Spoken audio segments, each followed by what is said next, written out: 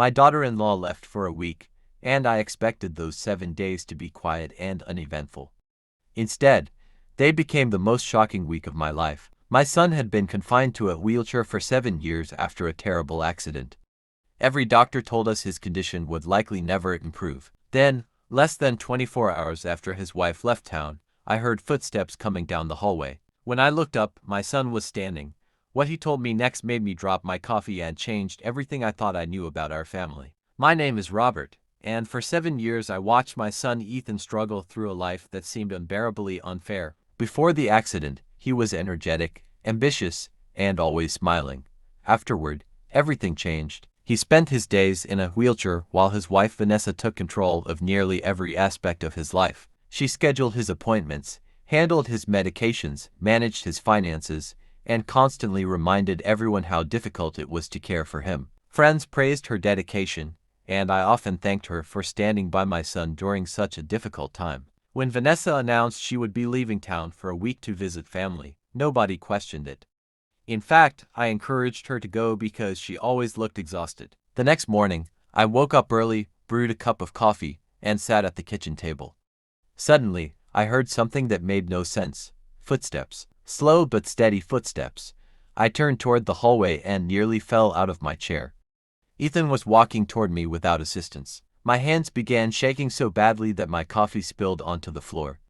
Before I could ask a single question, he looked directly at me and said we needed to leave immediately because there was something I had to see. As we drove across town, Ethan finally explained what had been happening. Months earlier, he had started questioning certain medications Vanessa insisted he take every day. They constantly left him weak, exhausted, and unable to participate in rehabilitation properly. One day, without telling anyone, he gradually reduced some of them under medical supervision from an independent doctor he contacted privately.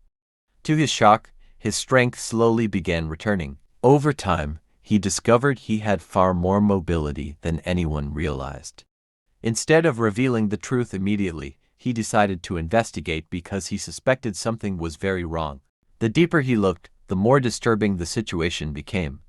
Ethan secretly accessed financial records and discovered insurance payments connected to his disability were being routed through accounts he never knew existed. Large amounts of money had disappeared over the years. He also found messages suggesting Vanessa had been hiding important medical information and discouraging treatments that could have improved his condition. Every discovery raised new questions.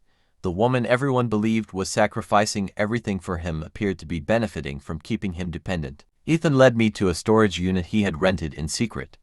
Inside were boxes filled with documents, bank statements, screenshots, medical records, and notes he had collected over several months. The evidence painted a picture I never wanted to believe.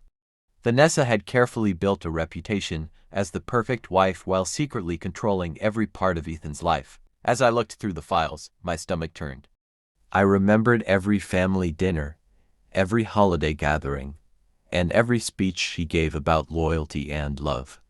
Now those memories felt completely different. Realizing we needed professional help, we contacted a private investigator. Over the following days, additional evidence emerged. Hidden financial accounts, suspicious transactions, altered paperwork, and communications regarding future plans were uncovered. The investigator discovered indications that Vanessa intended to leave permanently after securing enough money to start a new life elsewhere.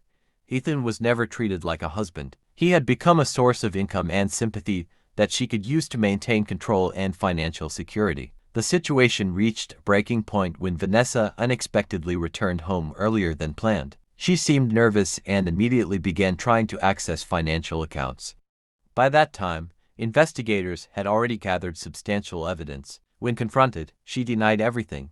Then she claimed there had been misunderstandings. But each explanation collapsed as more documents were presented.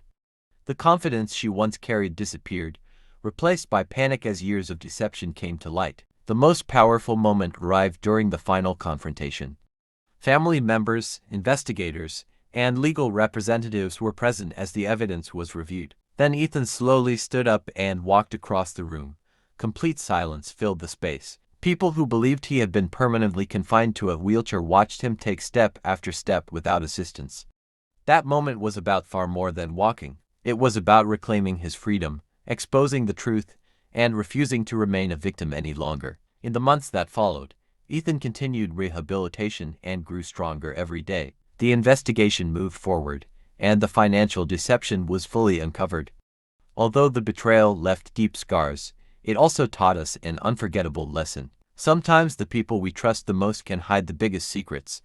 Sometimes courage means questioning what everyone else accepts as truth. Most importantly, no matter how long someone has been held back, it is never too late to stand up and take control of their life again. Today, whenever I see my son walking confidently beside me, I remember that morning in the kitchen. For years, I believed the miracle was that he stood up after 7 years in a wheelchair. The real miracle was that he found the strength to uncover the truth and fight for his freedom. The moment his wife left, everything changed. Not because he suddenly learned to walk, but because he finally decided he would never allow anyone to control his life again.